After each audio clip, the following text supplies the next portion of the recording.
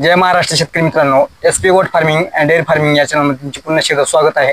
तर मित्रांनो, आज आपण येलमवाडी ह्या गावामध्ये आलो आहे. लातूर जिल्ह्यातील चाकूर तालुक्यातील येलमवाडी ह्या गावामध्ये आलो आहे. यांचं फार्म आहे, म्हशीवाचं डेअरी फार्मिंग आहे. तर आज आपण ह्या काकाची मुलाखत घेणार आहोत. तर व्हिडिओ संपूर्ण पाहत राहा. तुमचं नाव आणि पत्ता एकदा सांगा. नमस्कार. नमस्कार. मी उत्तम नरसिंग रामराव शिवणगे. उत्तम नरसिंग शिवणगे, राहणार येलमवाडी, तालुका चाकूर, जिल्हा लातूर.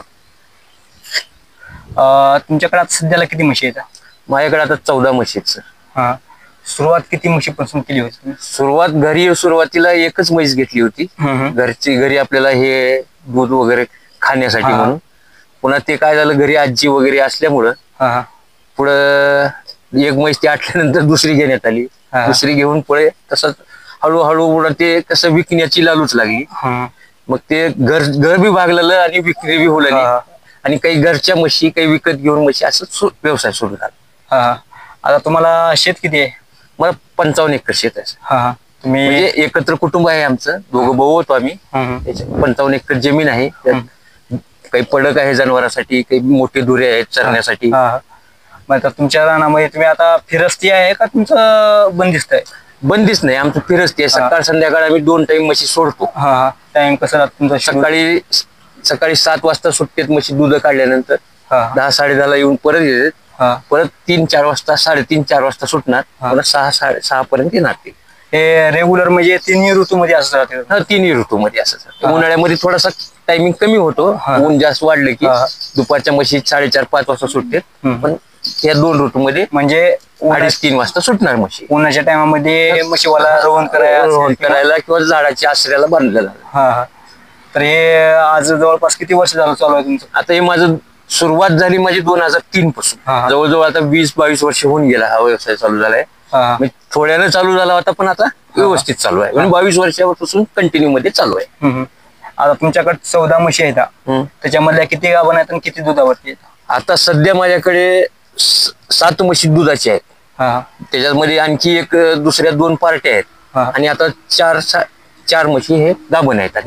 म्हणजे ते पार्ट्या म्हशी पण गाभा गेलेले आहेत. म्हणजे असे 6 म्हशी गाभणे आहेत असं म्हणायला सुद्धा. म्हणजे दूध देते ते आता गेले. सध्या तुमचं दुधाचं कॅल्क्युलेशन जे आहे, तर दिवसाचं सकाळचं दूध किती होते, संध्याकाळचं दूध किती? कमस कम 35 ते 40 लिटर सकाळी होतंय आणि 35 ते 40 लिटर संध्याकाळचं दूध आपल्याला. आता तुम्ही प्रॉपर येलमवाडी मध्ये राहता का? नाही, मी लातूरला राहतो. इथं माझे गडी राहतात. राहण्याचे रूम वगैरे आहेत तिथं. मी दररोज सकाळी येणं जाणं करतो. मी सकाळी 10ला आले, संध्याकाळी 6 वाजेपर्यंत तिथं राहतो. येऊन पाहून सगळं देखरेख. आता सकाळचं आणि संध्याकाळचं दुधाचं व्यवस्थापन जे आहे, दूध विकणे असेल किंवा घालणे असेल, डेअरीला असेल, तर तुम्ही काही घरगुती वगैरे हे आहे तुमचे? सकाळचं दूध हे माझं डेअरीला जातं सर पूर्ण. आणि संध्याकाळचं दूध हे पूर्ण मी घेऊन जातो लातूरमध्ये. मी आमच्या एरियामध्ये ते दूध विकलं जातं. घरगुती दूध म्हणजे व्यवसाय सुरू झालाय. 20 वर्षापासून मी तोच गिरायक आहे. तोच गिरायकाला मी दूध देतो. म्हणजे तुमचे काही फिक्सच गिरायक आहे? फिक्सच गिरायक असल्यामुळे ते सोडायला तयार नाहीत. कसं आहे, आपण 2 पैसे त्यांच्याकडून मागून घेऊ, पण त्यांना दुधाची क्वालिटी देतो. त्याच्यामुळे ते सुटायला तयार नाहीत.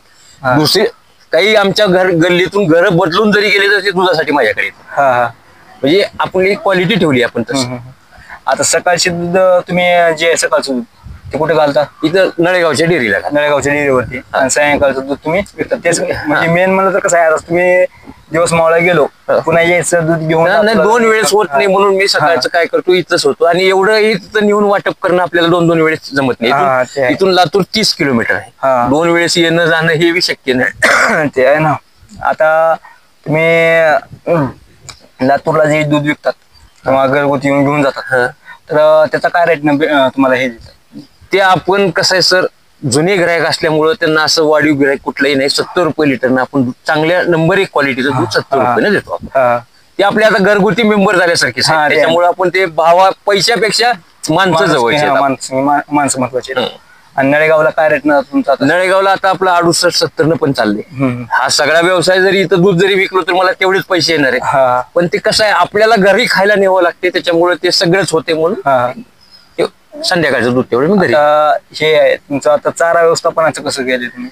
चारा व्यवस्थापन कडूळ राहतं माझ्याकडं, गवत आहे. आता आपण बसलोय काय गवत दिसतंय माझ्या पाठीमागे, कडूळ आहे. म्हणजे वर्षभर म्हणजे हिरवा चारा एक टाइमचा का होणार राहतोच आपल्याला. उन्हाळ्यात सुद्धा मी एक टाइम हिरवा चारा ठेवतो. कसं आहे, ऊस वगैरे कमी केलाय म्हणजे नाहीच म्हणला तरी हरकत नाही, पण जनावरांची व्यवस्था म्हणजे याच्यावर व्यवसाय चालू आहे.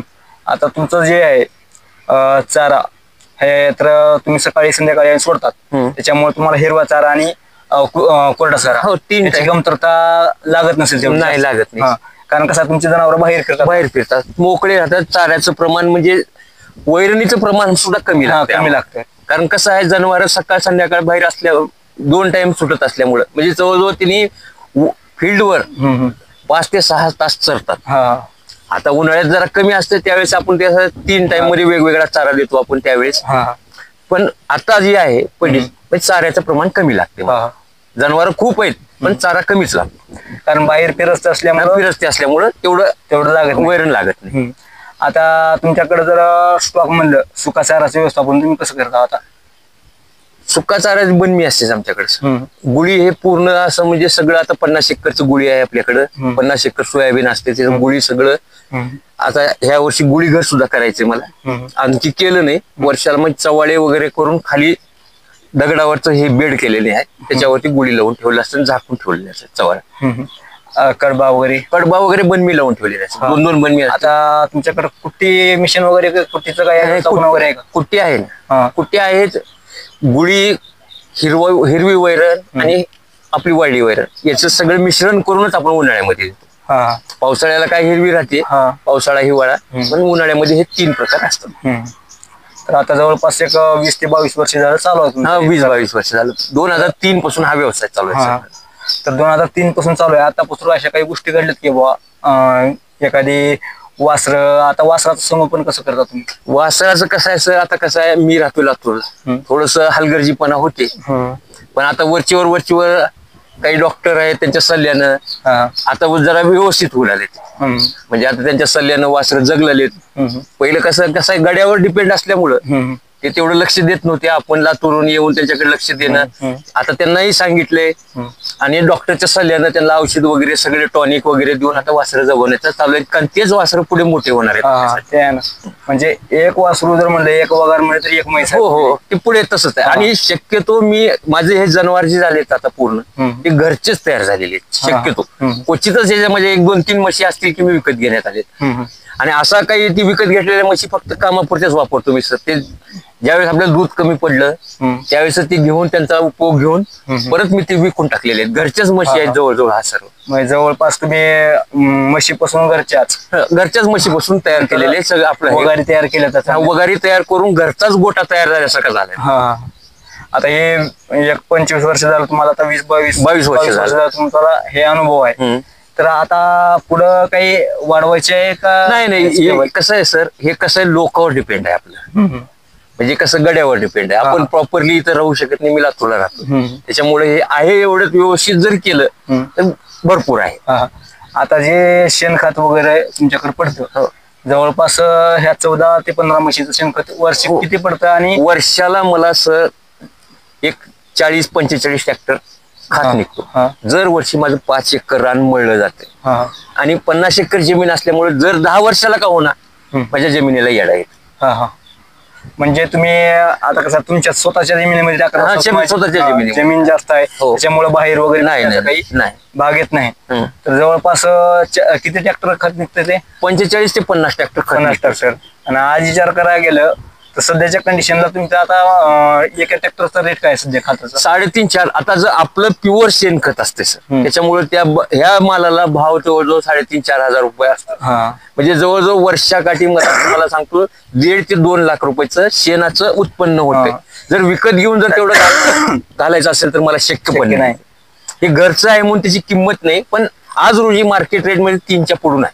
3च्या पुढून जवळपास 40-45 45 ते 50 ट्रॅक्टर. तर एवढं निघून तुम्हाला याचे 2-2.5 लाख रुपये गड्याची पगार निघाल्यासारखं होते. त्या म्हशीवर जे गडे ठेवलेले आहे त्याची पगारच निश्चित सांगतो की मी त्याची पगार निघते. बरं, आता हे दूध व्यवसाय तुम्ही आता एक 22 वर्ष झालं करतात, ह्याच्यामध्ये जर म्हणलं तर वर्षाचं जे दुधाचं कॅल्क्युलेशन आहे किंवा दुधाचं जे तुम्हाला हे आहे प्रॉफिट, ते वार्षिक प्रॉफिट म्हणलं तर किती मिळतो? आता वार्षिक असेल किंवा महिनेवारी असेल. आता कसं आहे, आपलं लातूरला 35 लिटर दूध जाते. म्हणजे 35 म्हणजे जवळजवळ 70च्या भावाने.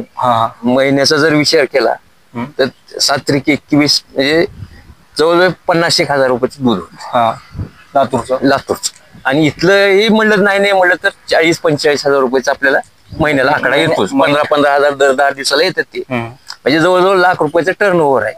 आता त्यातून तुम्हाला सांगतो, त्या म्हशीवाची चंदी वगैरे ह्याचा सगळा जर विचार केला तर 20-25,000 रुपये सहज लागतात. आणि त्या गड्याचा पगार जर विचार केला तरी प्लस मायनस असा जर विचार केला तर 100% आपल्याला 50,000 रुपये महिन्याला हे राहू शकतं. म्हणजे म्हणजे गड्याची पगार, ते म्हशीवरचा जनावरांचा मेंटेनन्स जर काढला तर अर्धे पैसे जरी खर्च केले आपण तर अर्धे आपल्याला राहतात. म्हणजे अर्धे खर्च केले तरी अर्धे राहतात. म्हशीवाचं एक तर खुराक झाला, हो सगळं झालं त्याच्यामध्ये, गड्याची पगारी सहित आलं सर. हे सर्व करून वार्षिक म्हणजे महिन्यावारी 50,000 तरी राहतात. म्हणजे हा साईड बिझनेस आहे असं शेताला थोडा जोडधन. आणि हेच पैसे मला नगदी व्यवसाय म्हणजे आपल्या शेतीच्या भांडवलासाठी वापरता येतात. अरे कसं माहिती आहे का, शेतीचं जे उत्पन्न आहे तुम्हाला ते एकतर म्हणजे कालावधीनुसार मिळतं. कालावधी दोनच वेळेस हंगाम असतो याचा. एक तुम्हाला सांगतो, माझ्याकडे आता कसं आहे, सोयाबीन नंतर रब्बीचे. म्हणजे आपण कधी आता सोयाबीनचे जर आता तुम्हाला रेट माहीत झाले, ते सोयाबीन म्हणजे हा व्यवसाय केल्यापासूनच माझ्याकडे पैसे बघायला मिळाले सर. अगोदर मी सुरुवातीला 2-3 वर्ष शेती केली, त्यावेळेस आपल्याकडे रोजगाराला द्यायला पैसे राहतात. म्हणजे परिस्थिती अशी बी होती. आता कसं जसा हे म्हणजे कसं झालं, हे ताजे पैसे सुरू झाले. याच्यावरून रोजगारी सुद्धा कसं वेळेवर काम व्हायला सुरू झाली शेतातली सुद्धा. कारण हे पैसा आपण तिकडे वापरला, त्याच्यामुळे ते सुद्धा काम आपल्याला म्हणजे शेताचं नियोजन सुरू झालं. हे हंगामी पैसे येतं म्हणजे जवळपास हंगामीच पैसे येते. 6-6 महिन्याशिवाय पैसे येणार नाही. आणि त्याला भाव नसेल तर आणखी महिना 2 महिने घरीच ठेवावं लागते. परत विकणं म्हणजे अवघडच आहे ते. म्हणजे हे चालू रुटीन नगदी पैसा. हो, नगदी पैशाची रुटीन म्हणजे साईड बिझनेस बी आहे आणि चलन शेतकऱ्याला दुसरं कुठलंही येऊ शकत नाही. ते आहे ना. कारण आता काही लोक माळव्याचं करतात, काही कसे करतात चलनासाठी. पण सर्वात म्हणजे कसं शेतीला उपयोगी मला तर मला दूध व्यवसाय चांगला. म्हणजे माळव्याचं कसं आहे, आयरनीच आहे. परत आणखी लोकांकडे बघायची गरज पडलेली म्हणजे रोजगाराकडे हे सगळं. त्याच्यापेक्षा हे जरा चांगला वाटलं मग मी ह्याच्याकडे. माळव्याचं वगैरे म्हणलं तर त्याला कसं आहे, एकतर जमिनीची धूप आहे. हो आहे, म्हणजे सगळं आहे त्याचं. शेवटी पैसे येऊपर्यंत माळव्याचं काही खरं नाही. ह्याचे कसं आहे, नेमलेले पैसे 2 रुपये कमी तरी भाव लागेल. आता तुम्ही जसं आता फॅट वगैरे जे आहे म्हणतो, तुम्ही दूध काढते वेळेस जर आपण कास जर धुला तर त्या कासाला जर कपड्यानं पुसून घेतला आपण आणि ते जर दूध काढलं तर त्याचा सुद्धा फॅट वाढतो. ते आहे ना. आणि तसंच जर दूध काढलं त्याचा फॅट सुद्धा कमी लागतो. कारण दूध काढताना कपडा ठेवावाच लागते सर. हे अशा काही गोष्टी आहेत जे सुरुवात केल्यानंतर, चौकशी केल्यानंतर सगळ्या गोष्टी लक्षात येतात. हळूहळू थंड होऊ दिला पाहिजे. दूध थंड कसं आहे, दूध काढल्यानंतर 2 घंट्यानं आपण डेअरीला नेतो. 2-2.5 घंट्यानंतर लगे काढल्या बी नेत नाही. ते भाव लागणार नाही ना. तसं होतं, जरा कमी भाव. हो, फरक पडतो, भरपूर फरक. म्हणजे संध्याकाळपेक्षा आणि सकाळपेक्षा सकाळच्या दुधाला जी भाव लागतो संध्याकाळच्या लागत नाही. संध्याकाळपेक्षा सकाळच्या दुधाला जास्त भाव लागतो. कारण कसं आहे, म्हैस आणि शरीर सुद्धा थंड झालेलं असते त्याचं. कारण एवढं संध्याकाळचं दूध काढल्यानंतर पोळतं सर, सकाळचं दूध तेवढं पोळत नाही. आणि संध्याकाळच्या दुधाला कसं आहे, दिवसभर म्हैस चारा खाल्लेला राहते. पाण्याचं प्रमाण रवत केलेलं राहते, याच्यामुळं आराम राहते तिला. आणि बसून रवत करणं आणि चलतीवर रवत करण्यामध्ये सुद्धा फरक आहे. आता तुमचं शेत असल्यामुळे इथं फिरणं वगैरे ते सुटेबल आहे. दिवसातून काही असं म्हशी धुवायच्या काही रोज वाड्यापुढे आपला बोर आहे. म्हशी बाहेर सुटताना सुद्धा त्यांच्यावर पाठीवर पाणी मारलं जातं. एखादी घाण झाली तर हात फिरून धुला जातो. आल्यानंतर सुद्धा धुलं जातं. बोर चालू केलं की पाईप राहतच त्यांच्याकडे. कधी कधी अशी वेळ येते की उन्हाळ्यात मात्र दुपारच्या परी आपल्याला म्हशी मध्येच धुतो वाड्यामध्ये. कारण सगळं करून उकंड्याला पाणी गेलेलं त्याच्यामुळे त्याच काही प्रॉब्लेम नाही. सकाळ संध्याकाळ धुवून घेतात. उन्हाळ्यामध्ये 2 टाइम म्हशी धुवा, थंड वगैरे पडतं त्याच्यामुळे व्यवस्थित चालू आहे. आता जर म्हणलं तर आता पोस्तोरी एक 20-22 वर्ष झालं हे व्यवसाय करतात तुम्ही. अशा कधी अडचणी आल्यात का, म्हणजे जास्त संसर्गजन्य आजार झालाय किंवा एखाद्या वेळेस नैसर्गिक आपत्ती आल्यामुळे काही संसर्गजन्य आजार होऊन वाढल्यात किंवा जनावर दगावले अशा काही गोष्टी घडल्या अशा का? कुठल्याही गोष्टी झाल्या नाही सर. कसं आहे, मी डॉक्टरांच्या संपर्कात आहे. थोडं जरी काही झालं आपल्या जनावराला, मी वेळेवर तेव्हाच्या तेव्हा त्या डॉक्टरना बोलवून घेऊन त्यांचा सल्ला घेऊन लगेच ते थोडक्यात म्हणजे ते आजार दूर करण्याचा प्रयत्न केलेला आहे. असं आतापर्यंत तरी झालं नाही. आणि आता होईल न होईल हे आता लंपी वगैरे गाई वगैरे नसल्यामुळे हा आजार आपल्याकडे आला नाही. म्हशी आहेत आपल्याकडे फक्त, त्याच्यामुळं आणखी तेवढं जाणवलं नाही. फक्त सुरुवातीला ज्यावेळेस आपण नवीन सुरुवात केली त्यावेळेस वासर खूप दगत होते. आता पण ते व्यवस्थित झाले, आता कमी प्रमाण झाले. कारण त्याच्यातला अनुभव झाल्यामुळं, डॉक्टरांच्या सल्ल्यामुळे हे सगळ्या गोष्टी घडत चालल्या पुढे.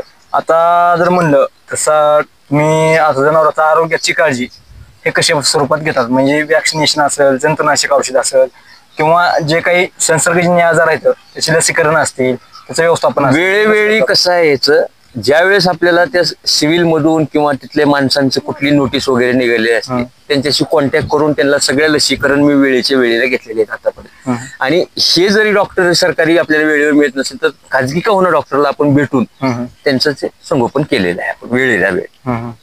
त्याच्यामुळे तुमचं व्यवस्थित आहे. टायमाच्या टायमाला कुठलीही गोष्ट वेळेवर केली तर ते शेवटी ते माणसासारखीच आहे. ते आहे ना.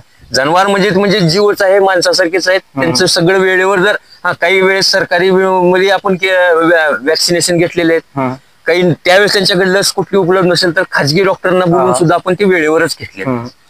तर व्यवस्थित लसीकरण असेल किंवा आपलं लस असेल किंवा जंतुनाशक औषध असतील किंवा काही व्यवस्थापन असेल, ते तुम्ही काळजी घेतल्यामुळं काही प्रॉब्लेम येत नाही. शक्यतो असा मोठी हानी कुठली झालेली नाही. सुरुवातीला दगावले आपले, सुरुवातीला वासर असते. कारण त्यांचं बी कसं आहे, आपण लोकांच्या भरोश्यावर व्यवसाय करत असल्यामुळं गड्यावरती हे सुरुवातीला थोड्या हानी झाल्या. पुन्हा कसं आहे, डॉक्टरांच्या सल्ल्यानंतर त्या गड्यांना समजून सांगितल्यानंतर ते सुद्धा आता काळजी घ्यायला लागले. ते पण नाही भीषण. आणि कसं आहे माहिती आहे का, आपल्याला त्या व्यवसायामध्ये सुरुवातीला म्हणलं तर माहिती नसते कुठल्याही गोष्टी. तसंच आहे, कोणीही आज रोजी आईच्या पोटातून शिकून आलेलं नाही. या धर्तीवरच आल्यानंतर आपल्याला प्रत्येक गोष्ट शिकावं. हा काय व्यवसाय करायचा म्हणून सुरुवात केली नाही, ते माझ्या घरच्यासाठी चालू केलेलं आहे आणि त्यातून हा व्यवसाय झालेला आहे. तर अशाच प्रकारे चालू आहे तुमचा. जवळपास 50 म्हणलं तर एक जवळपास 70-80 लिटर तुमचं दूध दिवसाचं जाते. तर मित्रांनो, अशा संदर्भात काकाची कहाणी आहे. आणि असा व्यवसाय सुरुवात एका म्हशीपासून तब्बल 14 म्हशी यांच्याकडे आहेत. आणि यांचं व्यवस्थापन अशा प्रकारे चालतं. जवळपास यांना एक 40 ते 45 किती म्हणला तुम्ही, किती एकर शेत आहे तुम्हाला? 55 एकर. यांना 55 एकर जमीन आहे. त्यांनी एकतर शेतीसाठी पूरक व्यवसाय म्हणून पण चालू केला आहे. आणि विशेष म्हणजे त्यांच्या शेतीमध्ये शेणखत आणि शेतीची सेंद्रिय शेती करण्यासाठी हा व्यवसायाला सुरुवात केली होती. तर मित्रांनो, अशी यांची कहाणी चालू आहे. अशीच व्हिडिओ पाहण्यासाठी आपल्या SP गोट फार्मिंग अँड डेअरी फार्मिंग या चॅनलला सबस्क्राईब करून घ्या. व्हिडिओ आवडला तर लाईक करा आणि कमेंट करून नक्की सांगा व्हिडिओ कसा वाटला.